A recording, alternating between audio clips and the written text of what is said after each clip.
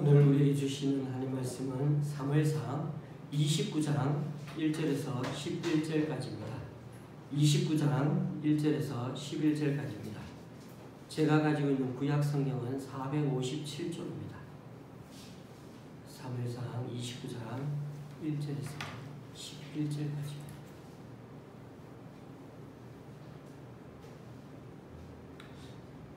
(29장 1절에서 11절까지) 교독하실 때 마지막 절을 같이 읽도록 하시겠습니다. 제가 먼저 읽습니다. 블레셋 사람들은 그들의 모든 군대를 아벡에 모았고 이스라엘 사람들은 이스라엘에 있는 셈 곁에 진쳤더라. 블레셋 사람들의 수령들은 수백 명씩 수천 명씩 이스라엘에 나아가고 다윗과 그의 사람들은 아기스와 함께 그 뒤에서 나아가더니 블레셋 사람들의 방백들이 이르되 이 히브리 사람들이 무엇을 하려느냐 하니 아기스가 블레셋 사람들의 방백들에게 이르되 이는 이스라엘 왕 사울의 신하 다윗이 아니냐. 그가 나와 함께 있은지 여러 날 여러 해로되 그가 망명하여 온 날부터 오늘까지 내가 그의 허물을 보지 못하였노라. 블레셋 사람의 방백들이 그에게 노한지라. 블레셋 방백들이 그에게 이르되 이 사람을 돌려보내어 왕이 그에게 정하신 그 스스로 가게 하소서. 그는 우리와 함께 싸움에 내려가지 못하리니 그가 전장에서 우리의 대적이 될까 하나이다. 그가 무엇으로 그 주와 다시 화합하리이까? 이 사람들의 머리로 하지 아니하겠나이까? 그들이 춤추며 노래하여 이르되 사울이 죽인 자는 천천히요 다윗은 만만이로다 하던 그 다윗이 아니니까 하니 아기스가 다윗을 불러 그에게 이르되 여호와께서 살아계심을 두고 맹세하노니 이가 정직하여 내게 온 날부터 오늘까지 내게 악이 있음을 보지 못하였으니 나와 함께 진중에 출입하는 것이 내 생각에는 좋으나 수령들이 너를 좋아하지 아니하니 그러므로 이제 너는 평안히 돌아가서 블레셋 사람들의 수령들에게 거슬러 보이게 하지 말라 하니라.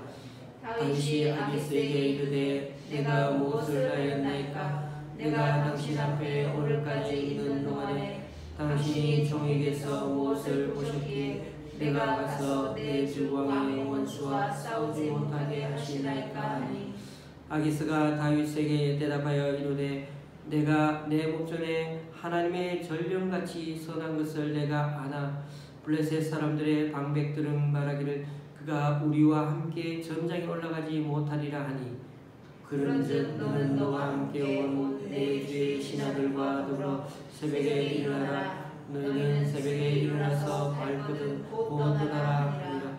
이에 다윗이 자기 사람들과 더불어 아침에 일찍이 일어나서 떠나 블레셋 사람들의 땅으로 돌아가고 블레셋 사람들은 이스라엘로 올라가니라. 아멘.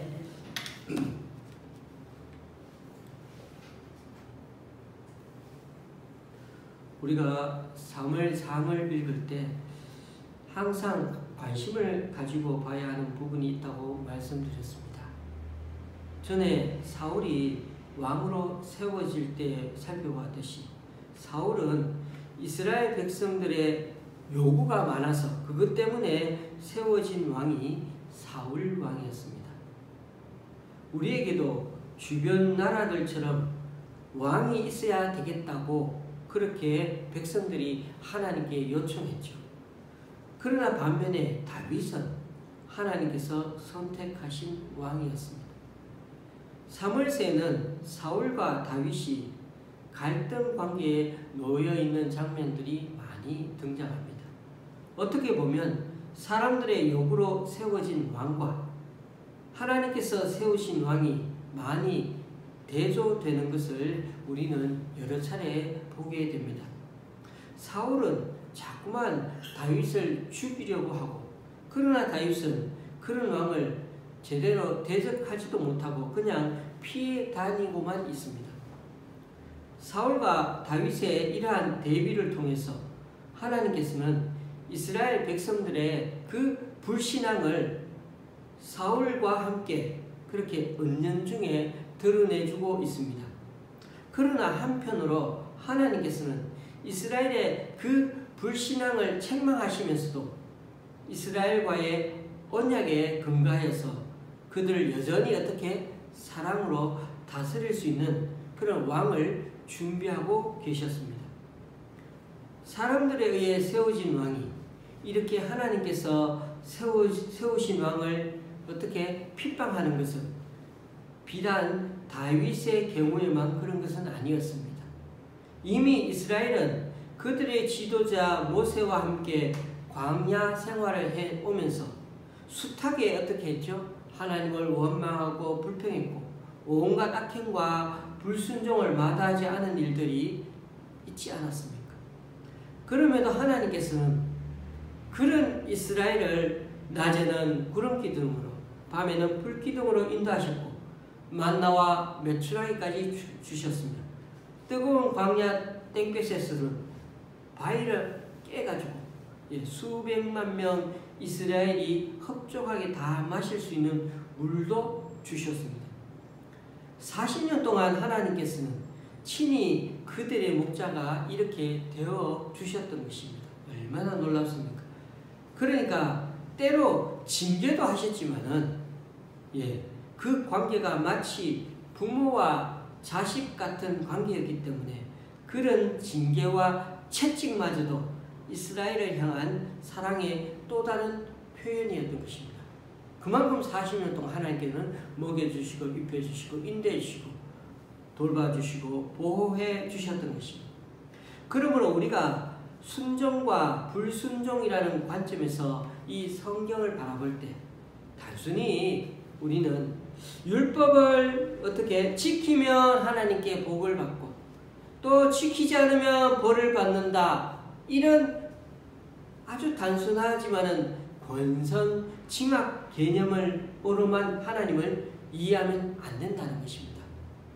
그렇게 치면 우리 기독교만 아니라도 다른 종교에도 권선징악이 있지 않습니까? 착한 일 하면은 복을 받고, 나쁜 짓 하면은 벌을 받잖아요. 그러면은 다른 종교에도 다 권선징악은 있는 것 같습니다. 하나님은 그저 원리, 규칙에 따라서만 그렇게 다스리고 계시는 분이 아닙니다. 하나님은 어떻게 다스리신다고요? 40년 동안 보여주셨다고요. 우리를 당신의 자녀로 부르시고 그 사랑의 관계에서 우리를 다스려가고 계시다는 것, 그것을 이해하고 받아들여야 된다는 사실.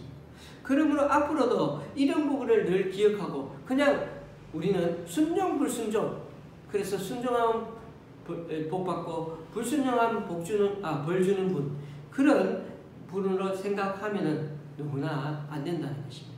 앞으로 이런 부분이 어떻게 하나님과 자녀와의 관계를 늘 기억하고 사무엘서 말씀을 이해하는 것이 중요하다는 것입니다. 그 차원에서 제가 다시 한번 오늘 말씀을 또 좀 더 연장해서 말씀을 드리려고 합니다. 오늘 본문 29장은 사실 27장과 이어지는 내용입니다. 그런데 28장이 나오는 거죠. 사무엘서 기자는 특이하게도 27장, 29장이 다윗의 얘기고 28장은 사울의 얘기인데 그걸 중간에 끼워 넣었다는 것입니다. 그래서 27장에 29장의 내용을 곧바로 기록하지 않고 이렇게 28장을 중간에 끼워 넣었습니다. 이것은 기자가 별 생각 없이 그렇게 한 게 아닙니다. 기자는, 이 기록한 분은 분명한 의도를 가지고 27장과 29장 사이에 28장의 내용을 삽입해 두었습니다. 28장 내용이 무엇이었습니까? 사울이 신접한 여인을 찾아가서 죽은 사무엘을 불러달라고 해가지고 거기서 자신의 죽음에 대해 예언을 듣게 되는 그런 내용 아닙니까? 그에 비해서 27장과 29장은 다윗이 사울의 추적을 피해가지고 어디로? 블레셋으로 망명해가지고 아기스 왕의 신하가 되어가지고 살아간다는 내용이죠. 근데 이 다윗은 다행히 이 아기스의 신임을 잘 받아가가지고 그나마 목숨줄 유지하면서 살게 되었어요. 그런데 그래도 이스라엘과는 적인데 언제 어떤 문제가 발생할지는 모르는 겁니다. 항상 그 안에 다이너마이트 같은 것을 품고 사는 겁니다. 왜? 적의 나라 가가지고 신하대가 산다는 게 그 쉬운 일이 아니지 않습니까? 그래서 이 블레셋 망명 생활이라고 하는 것은 하면 할수록 어떻게 해요? 다윗을 여러 가지 올무가 곳곳에 있는 거예요. 누군가가 올무를 씌우면 올무를 덮어 씌워야 될 그런 일들이 너무나 많죠. 다윗을 꼼짝달싹 할 수 없는 위기로 계속 몰아가게 할 수 있는 그것이 바로 블레셋의 망명 생활인데, 놀라운 것은 이 생활을 1년 4개월 동안 했다고. 나중에 27장 7절에 보면 그런 말이 나옵니다. 한편 28장에서는 어떤 얘기가 나왔다고요? 사울왕이 신접한 여인을 찾아가는 웃지 못할 상황이 벌어졌습니다. 왜 그런 일이 벌어졌습니까? 28장 3절에 보니까 그 이유가 나와 있죠. 이스라엘의 영적 지도자였던 사무엘이 죽고 이스라엘 전체가 다 영적 암흑 속에 갇히는 그런 비상사태가 전개됩니다. 예전에 그래도 사울이 늘 좀 이렇게 지멋대로 살아도 누가 사무엘이 영적 지도자가 늘 책망도 하고 또 기도도 하고 늘 그렇게 얘기했는데 그런 영적 하나님의 말씀을 전해주는 자가 없어진 겁니다. 영적으로 버팀목이 되어지고 하나님과 바른 관계를 맺어가는 사람이 있었는데 그 관계가 사라지니까 이스라엘 왕마저 이제는 올바른 분별력도 못하고 판단력을 잃어버린 채 어떻게 해요? 신접한 사람 박수무당을 막 찾아다니고 있는 겁니다. 이런 모습들이 이스라엘 전체를 더 큰 위기로 몰아가고 있는 것입니다. 그러니까 27장에서 29장 이 사이의 내용도 어떤 내용이 들어있다고요? 다윗과 사울의 사뭇 다른 위기가 둘 다 위기에 닥쳤는데 그 위기를 대처하는 모습이 두 사람 다 나타나고 있는 것. 그래서 일부러 27장에서 29장 이 사이에는 일부러 두 사람을 비교해가지고 소개해주고 있다는 사실입니다.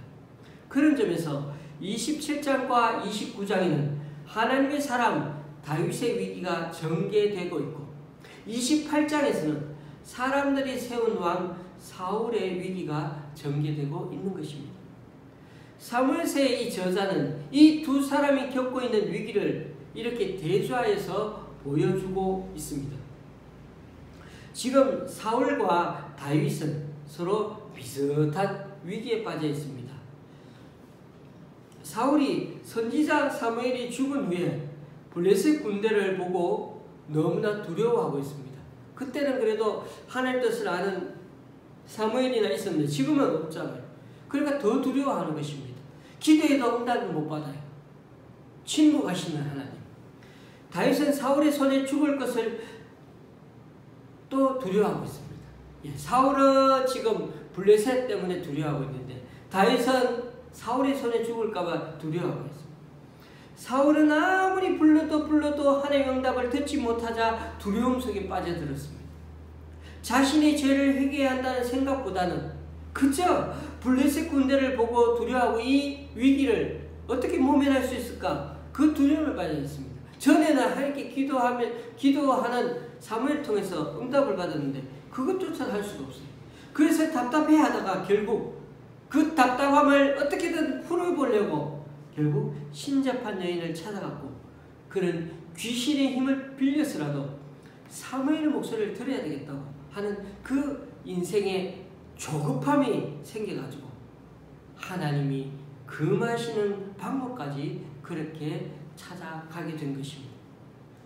다윗도 너무나 끈질기게 덤벼드는 그 사울의 추적을 피해가지고 결국 블레셋 땅으로까지 건너왔는데 여기서도 일들이 막 한두 가지 일이 계속 생긴다는 것입니다. 안 가면 더 좋았겠지만 그죠? 어쩌겠습니까? 너무 뻔한 이스라엘 장소를 제가 말씀드렸죠. 우리 경상도도 안 되는 그 조그만 그 지역을 어떻게 계속해서 다윗이 도망갈 자리가 없습니다. 가는 곳마다 계속해서 사람들이 신고하고 고발하고 여기 있습니다. 그렇게 막 사울에게 알려주니까 갈 데가 없습니다. 그래서 요리조리 다니는데도 피해 다니는데도 한계가 있었습니다. 저는 이 다윗의 모습을 충분히 이해가 갑니다. 우리의 삶의 모습도 그렇게 한 곳에 한번 몰려보십시오. 내몰리게 되면 삶의 그 구석으로 내몰리게 되면 우리도 모르게 하나님이 원하시지 않는 방법을 나도 모르게 선뜻 손을 내밀면 나도 모르게 그 손을 잡을 때가 있다는 것입니다. 그런데 이런 비슷한 위기 속에서 두 사람이 보여주는 행동은 두 사람 모두 지금은 눈으로 봐서는 불신앙적인 것 같지만 하나님의 사람 다윗과 사람이 세운 왕 사울 사이에는 결코 묘질 수 없는 영적 간극이 분명히 있다는 것입니다. 겉으로 보기엔 두 사람이 똑같아 보이지만은 그는 하나님 보시기에는 분명히 차별이 있다는 것입니다. 사울은 사무엘의 죽음을 애도하듯이 자신의 손으로 무당들을 처음엔 쫓아냈지만은 계속되는 하나님의 침묵이 너무나 깊어지니까 어떻게 했습니까? 우림으로도 대답 안 하시고요. 그죠? 선지자를 통해서도 대답 안 하시고요. 계속해서 여러 가지 모양으로 해도 하나님을 찾아가도 대답을 하지 않는 거예요. 그러니 이 사울이 얼마나 답답하겠습니까? 그 침묵이 너무나 길어지고 미래가 불안해지니까 결국 제발로 신접한 여인을 찾아가고 말았습니다. 사울의 이 행동은 하나님 뜻을 알기 위해서였다고 그렇게 변명할 수 있겠지만 사실은 하나님을 정면으로 대적한 거나 다르지가 않습니다. 다윗은 사울의 추적을 피해서 결국 또 어떻습니까? 블레셋 땅으로 들어가고 말았습니다. 이 행동 역시 불신앙처럼 보일 수가 있습니다. 그러나 생각해 보십시오. 다윗만 그렇게 했습니까? 저는 이렇게 상황에 몰리게 되면 어쩔 수 없이 저도 다른 나라로 도망갔을 것 같습니다. 그만큼 삶의 현장에 우리 자신이 실제로 겪어보면 다윗의 그 신앙을 누구나 쉽게 판단해 버릴 수는 없다는 것입니다. 쉽게 손가락질 할 수 없다는 것입니다. 그래서 제가 말씀드리는 게 너무 어떻게 하라고요? 하지 말라고요? 권선징악. 그렇게 권선징악 교훈을 배우듯이 하나님의 말씀을 이해하고 받아들이지 않는다는 것입니다. 나도 모르게 내가 누굴 가르치려고 하듯이 말하는 게 왜 그렇게 쉽게 되는지 아십니까? 이렇게 많은 목사님들이 자꾸만 율법적으로 이건 옳아, 이건 옳지 않아 라고 자꾸만 그것만 가르쳐주는 경향이 많다 보니까 이렇게 해서는 안 돼, 이렇게 해서 해야 돼 라고 막 명령하다 보니까 순종하면 널 복받고 불순종하면 널 벌받는다, 이런 참 두 가지의 아이러니한 그것만 가르쳐주다 보니까 불순종하게 되는 사람의 어떻게 해서 불순종하게 됐는지 그 마음을 전혀 이해하지 못하는 것입니다. 그래야 우리도 그 불순종하지 않는 그 길을 가지 않아야 되는데 우리가 늘 순종만 잘하고 사는 존재 아니지 않습니까? 순종만 잘하고 사는 것 절대 아닙니다. 사울의 그 불순종하는 모습을 잘 들여다보아야 우리들의 불순종하는 모습이 어디서부터 이렇게 잘못되었는지를 찾을 수가 있는 것입니다. 무조건 사울 나쁜 놈, 잘못됐어 라고 그렇게 선만 꺼버리면 내가 불순종하게 되었을 때는 어떻게 합니까? 배울 게 없어지게 되는 거죠. 그런 점에서 오늘 우리는 다윗처럼 영적 위기에 처했을 때 어떻게 했는지를 한번 들여다보아야겠습니다. 사울과 다윗의 가장 큰 차이점이 무엇인지를 말해주고 있습니다. 다윗도 사울처럼 두려움이 참 많았습니다. 특히 사울의 그 끈질긴 추격 앞에 질려버리지 않았습니까? 그래서 블레셋으로 넘어왔는데 여기서 벌어지는 매일매일의 사건도 참 과관이 아닙니다. 아마 다윗은 오늘 이 1년 4개월 동안 여기서 살아가면서 내가 왜 여기 넘어왔을까? 왜 여기 넘어왔을까 하면서 아마 후회하는 적이 한두 번이 아니었을지 모릅니다. 그만큼 다윗은 이 블레셋의 삶이 힘들고 참 공고한 삶을 살아야 했을 것입니다. 그런데 사울과 같이 두려움 속에 블레셋으로 넘어와 버린 그 다윗이었지만은, 다윗에게는 사울과 다른 한 가지가 딱 있었는데, 겉으로 봐서는 그 차이점을 전혀 찾아볼 수 없지만은, 우리는 다윗의 그 속마음을 들여다볼 줄 알아야 됩니다. 다윗의 마음속을 들여다볼 때 그때 우리는 차이점을 알 수가 있습니다. 그의 마음속에는 여전히 하나님에 대한 신뢰가 깊이 자리 잡고 있었습니다. 하나님께서 기름 부으신 왕 사울을 자신의 손으로 절대로 처단할 수도 없고, 또 그렇다고 이스라엘 땅에서는 자신은 물론이고 그 자신을 따르는 600명의 그 목숨이 달려있는데, 그 위험에 처해 있는 이들을 그냥 봐줄 수도 없으니까 이러지도 못하고 저러지도 못하고 그렇게 있는 가운데 어쩔 수 없이 이방인의 땅으로 그렇게 들어와야 했던 그 심정을 어떻게 했다고요? 다윗은 하나님께 기도했습니다. 시편에서 이렇게 노래하고 있습니다. 시편 56편 8절, 나의 유리함을 주께서 계수하셨사오니, 내가 방황하고 돌아다니는 것을 주님께서 살피고 돌아보고 계시사오니 나의 눈물을 주의 병에 담으소서. 입이 바짝바짝 마르고 피가 마르는 그 도피 생활 속에서 너무나 두렵고 힘들 때마다 울고 또 울면서 살아갔던 이 다윗은, 그렇지만 어떻게 했다고요? 늘 그때마다 하나님을 바라봤고 하나님의 약속을 상기하며 살아갔다는 것입니다. 56편 3절 4절, 내가 두려워하는 날에는 내가 주를 의지하리이다. 내가 하나님을 의지하고 그 말씀을 찬송하올지라. 내가 하나님을 의지하였음즉 두려워하지 아니하리니 혈육을 가진 사람이 내게 어찌하리이까. 블레셋 사람들을 바라보면서 늘 하나님을 의지하고 두려워하는 마음이 생길 때마다, 혈육을 가진 그 블레셋 사람들이 자기를 위협할 때마다 주님 의지하겠습니다 하고 3번이나 얘기하지 않습니까? 이처럼 다윗의 시를 통해서 그가 블레셋 이방인의 땅에 머물러야 했던 그 처절한 외로움과 고난 속에서도 그것에서 하나님을 깊이 신뢰했던 다윗의 믿음을 엿볼 수가 있는 것입니다. 그런데 사울의 그 속마음, 사울의 속마음 우리가 알 수가 없어요. 그때 어떻게 했는지를. 왜요? 하나님께서 자신의 죄를, 하나님 앞에 자신의 죄를 토해냈다는 그 내용이 하나도 없으니까요. 이렇게 사울과 다윗이 겪어야 했던 위기는 서로 비슷했지만 그것에 대응하는 두 사람의 모습과 그 결과는 하늘과 땅 차이 그것이었습니다. 끝내 하나님을 대적하고야 말았던 그 사울을 하나님께서도 결국 어떻게 버리시고야 말았습니다.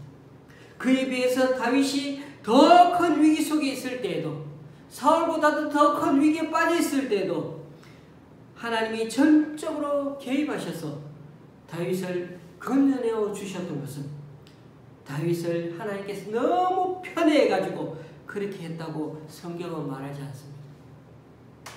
다윗이 전심을 다해가지고 하나님과 늘 바른 관계를 맺으려고 기도하고 시편처럼 하나님께 나아가고 몸부림치는 것 때문에 하나님께서 함께해 주셨다고 말씀하고 있는 것입니다. 그 차이 하나, 몸부림치고 하나님을 바라보고 늘 하나님께 정직하게 나아가려고 했던 그 한 가지, 그 차이밖에 없다고 말씀하고 있는 것입니다. 오늘 우리는 다윗의 그 블레셋 망명 생활을 살펴보고 있는 중입니다. 다윗이 아기스의 신하가 되어서 시글락에 머물렀던 기간은 결코 짧지가 않습니다. 1년 4개월이라고 그랬죠. 무려 1년 4개월 동안 사울의 그 추적에서 벗어나서 다윗은 평안을 누리고 있지 않습니까? 그러나 이방인의 땅에서 누리는 그 평안 속에는 사실 곧 닥쳐올 위기가 늘 도사리고 있는 것도 사실입니다. 왜요? 하나님이 다스리는 땅이 아니고 이방인들이 왕이 되어서 다스리고 있는 땅이니까요. 블레셋의 수하로 지내는 동안에도 이 블레셋이 앞으로도 이스라엘의 대적이 될 거라는 것을 다윗은 늘 충분히 염두에 두고 매번 살고 있지 않았을까요? 그리고 이러한 다윗의 염려는 어떻게 됐습니까? 곧 현실로 드러났습니다. 이스라엘과 블레셋이 또다시 전쟁을 하게 되었죠. 예. 아니나 다를까 아기스는 다윗에게 어떻게 얘기했습니까? 전쟁에 같이 나와서 싸우자고 요구했고, 다윗은 기도했는지 안 했는지 몰라도 기도했겠죠. 하나님 어떡하지요? 어떡하지요? 기도하면서 아마 밤새 기도했을 겁니다.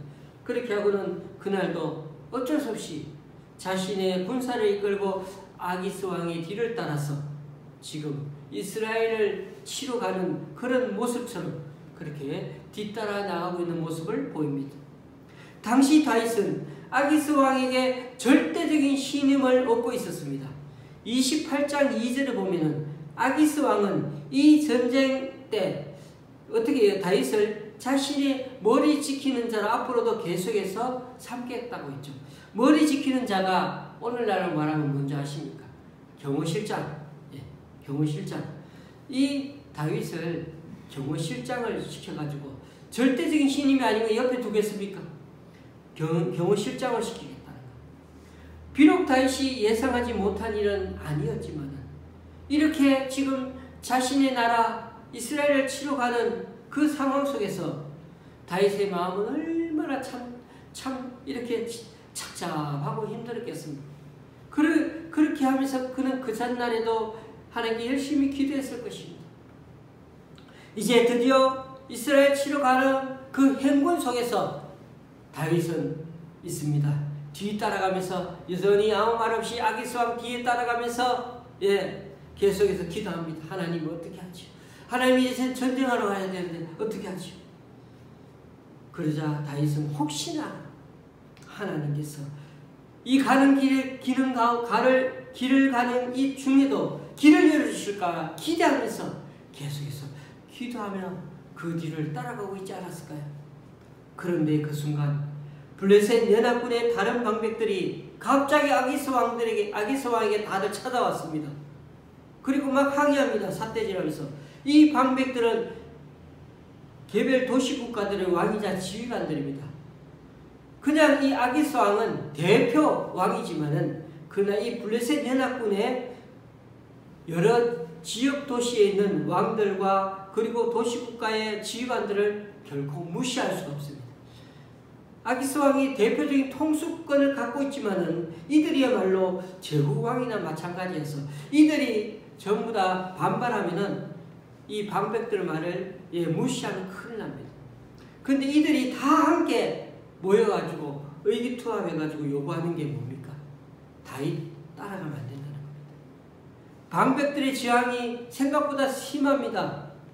한마디로 다윗을 믿을 수가 없다는 것입니다.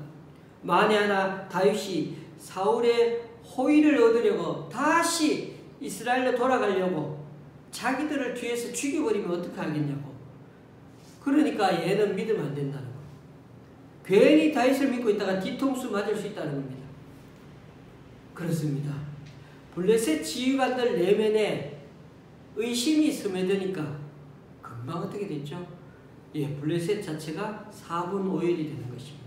왕은 다윗을 절대로 신임하는데 방백들은 다윗을 의심의 눈초리로 계속 바라보고 있습니다.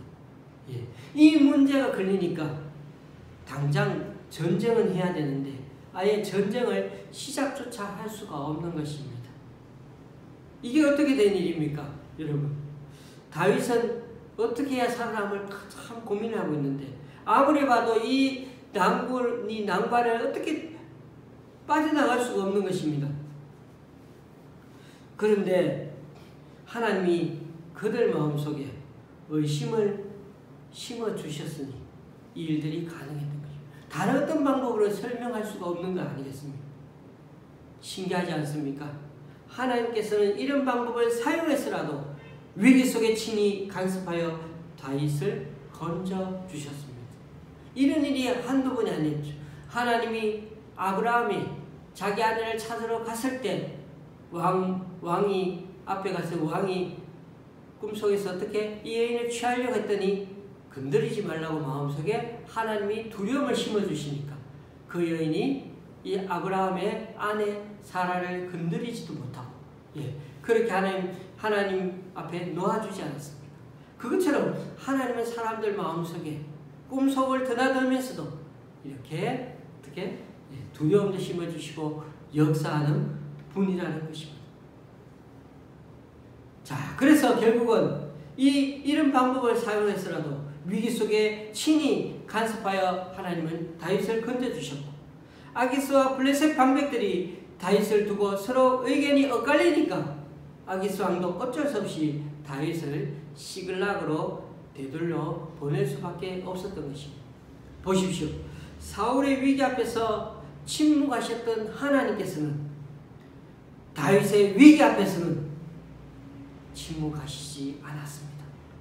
하나님의 침묵 앞에서 사울은 먼저 자신의 허물을 돌아봐야 했던 것입니다. 하지만 사울은 자신에게 주어진 그 회개의 마지막 기회마저 결국 살리지 못하고 끝내버리고야 말았던 것입니다. 반면에 다윗은 이방인 땅에 머물러야 하는 자신의 심정, 비록 그것이 잘못된 후회인지 몰라도 그러나 그것을 하나님 앞에 내어놓고 기도하고 나아갔더니 그 모든 상황 속에서 하나님을 깊이 신뢰하고 또 나아갔더니 이 비슷한 위기 같았지만 다윗과 사울이 위기에 대처하는 그 중심에는 신앙과 불신앙의 차이가 있었던 것을 볼 수가 있는 것입니다. 다윗은 자신의 손으로 자기 민족 이스라엘을 쳐야 하는 위기를 맞았지만 거기에서 완전히 벗어날 수가 있었고, 오히려 아기스 왕 앞에서 큰 소리까지 치면서 당당하게 물러날 수 있었던 그런 자리도 마련할 수가 있었습니다. 교우님들 한번 오늘 말씀을 다시 한번 생각해 보십시오. 우리들 마음속에 정말 주님의 사랑이 늘 있는지 없는지, 또 하나님이 우리 아버지인지, 또 하나님이 우리를 자식으로 여기고 계시는지를 확인하는 것이 얼마나 중요한지를 오늘 이 말씀을 통해서 다시 한번 돌아보게 되는 것입니다. 우리가 특별히 애매한 문제 가운데 생길 때마다 오늘 이러한 문제 가운데 주님 앞에 서게 되는 것입니다. 그래서 우리 그리스도인에게는 오늘 이 다윗과 사울처럼 애매한 문제 가운데 서게 되고 또 그러한 문제들의 가운데 닥칠 수밖에 없습니다. 우리가 맨날 다윗을 옳고 사울은 틀렸다가 말할 수 있는 것이 아니라 때로는 다윗이 맞다고 했던 그 다윗도 우리가 보기에는 그렇게 옳지 않게 보이는 그런 일들을 저지를 수가 있고, 그 일들이 우리 인생 가운데 막다른 골목처럼 몰리면은 그런 시련과 어려움에 당할 수밖에 없다는 것입니다. 그러한 가운데 있을 때 우리는 고난 가운데 어떻게 헤쳐나올 수 있을지 다시 한번 오늘 말씀을 통해서 보게 되는 것입니다. 위기와 시련은 그리스도인에게 찾아올 수밖에 없는 것이지만 하나님께서는 이 고난과 시련을 통해 우리를 여전히 하나님의 사람들로 다듬어 가고 계시는 중입니다. 고난은 이 시대를 위한 하나님의 대책으로 우리를 세우시고자 하는 하나님의 은혜의 자리이기 때문입니다. 우리 주변에 있는 여러 관계 속에서도 우리는 여러 가지 어려움을 겪고 있는 것이 사실입니다. 때로는 우리 힘으로 전혀 해결할 수 없을 정도로 큰 어려움이 닥칠 수도 있습니다. 아무리 다윗이 그 사울의 칼날을 피하려고 요리조리 피했지만 피하는 것도 한계가 있다 보니 결국 그 가운데서 또 어려움을 피하려고 하더니 나도 모르게 다른 사람의 손을 잡을 수밖에 없고 또 세상의 방법을 사용할 수밖에 없는 때도 있다는 것입니다. 그럴 때마다 우리가 해야 될 일은 하나님 뜻을 알기 위해서 조급해하는 것보다도 고난과 위기 앞에서 어떻게 잠잠히 하나님을 신뢰하고 바라보려고 하는 것이 얼마나 중요한지를 다시 한번 오늘 말씀을 통해서 깨닫게 되는 것입니다. 우리를 사랑하시는 그 하나님의 신실하심을 다시 한번 신뢰하고 잠시 잠깐의 고난과 어려움과 고통 속에서도 우리를 연단해 가시는 그 하나님의 손길을 바라볼 수가 있어야 하는 것입니다. 고난에 깊고 문제가 어려워 해결의 실마리가 보이지 않는 가운데서 그럴 때마다 우리는 하나님의 구원의 손길 또한 더 가까움을 믿고 하나님을 의지하고 하나님을 바라볼 때 하나님은 반드시 그 길을 내어주실 것입니다. 말씀을 마칩니다. 오늘 본문을 보면서 우리는 사무엘서를 읽을 때마다 순종과 불순종을 비교해서 보여주시는 하나님의 교훈을 볼 수가 있었습니다. 그래서 27장에서 29장까지 말씀을 한목 통째로 들여다보면 사울과 다윗의 위기대처법을 살펴볼 수가 있던 것처럼 나중에 이후에는 우리가 사무엘상을 더 이상 볼 수가 없지만 30장과 31장도 사실은 통째로 보시면 사울과 다윗의 순종과 불순종의 패러다임 속에서 함께 본문을 살펴본다면 더 큰 그림 속에서 하나님의 뜻과 교훈을 발견할 수가 있을 것입니다. 교우님들, 다윗이 블레셋 망명 생활을 하게 된 것이 잘한 일인가 아니면 벌받은 일인가 이런 관점으로만 보려고 해서는 안 될 것입니다. 비록 다윗처럼 신앙 좋은 사람일지라도 팍팍한 이 현실 앞에 내몰리면 우리도 모르게 적의 손아귀에 영향받는 그런 블레셋 같은 환경 속에 살아갈 수가 있다는 것을 말입니다.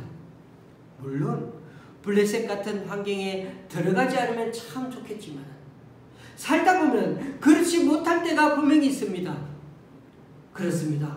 다윗처럼 애매한 상황에 처하게 되었을 때 이러지도 못하고 저러지도 못할 때 이스라엘을 치는 전쟁에 동참할 수도 없고 그렇다고 전쟁에 나가면 블레셋 군에게 큰 화를 당할 수도 있습니다. 반대편 이스라엘의 그 사울처럼 반대편에 보니까 그 이스라엘은 사울은 어떻습니까? 블레셋을 막 쳐들어온다고 하는데 이젠 선지자 사무엘도 없습니다. 꿈으로도 우림으로도 선지자로도 하나님이 대답하지 않습니다. 반대편에는 사울도 너무나 답답해서 미칠 지경입니다. 반대편에는 다윗도 미칠 지경입니다. 우리는 놀랍게도 동일한 상황에 처해서 상대방 편에 있으면서 어떻게 해야 할지를 갈등하고 있는 두 사람의 모습을 보게 됩니다. 그런데 그 두 사람에게 딱 하나 차이가 있다고 했습니다. 하나님과 바른 관계를 맺고 사는 것입니다. 매일매일 하나님께 묻고 죄를 회개하고 하나님과 소통하는 거 있는 거냐 하고 있느냐 아니하는 그 차이입니다. 이 차이 하나가 결국은 다윗은 하나님이 함께 해주셨는데 사울은 자신의 힘으로 이겨내려 하다가 끝내 파멸하고야 말았습니다. 오늘 말씀처럼 저와 여러분이 삶의 위기에 직면했을 때 너무 당황해하지 말고 평상시 하나님께 묻고 교제했던 것처럼 하나님이 비록 침묵하시더라도 다윗은 잠잠히 기다리고 다윗처럼 잠잠히 기다리고 순종하는 우리들이 되어야겠습니다. 그리하면 반드시 상상치 못할 방법으로 하나님께서 우리를 구원해 주시고야 마실 것입니다. 기도하시겠습니다.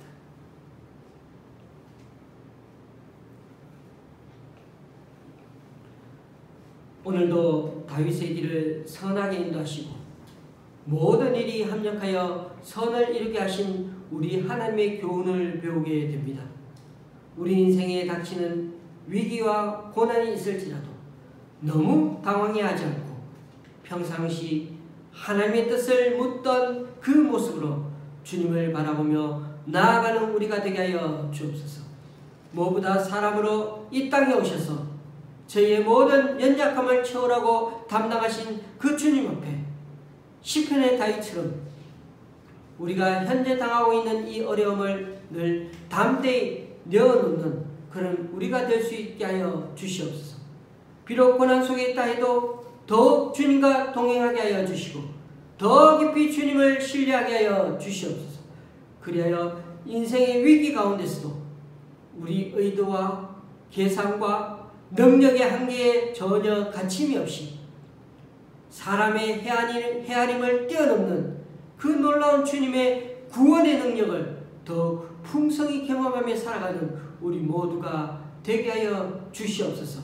예수님의 이름으로 기도드리며 이제 우리 모두 주님께서 가르쳐 주신 기도를 한 목소리로 함께 기도하오니 하늘에 계신 우리 아버지여 이름이 거룩히 여김을 받으시오며 나라의 마옵시며 뜻이 하늘에서 이룬 것 같이 땅에서도 이루어지이다.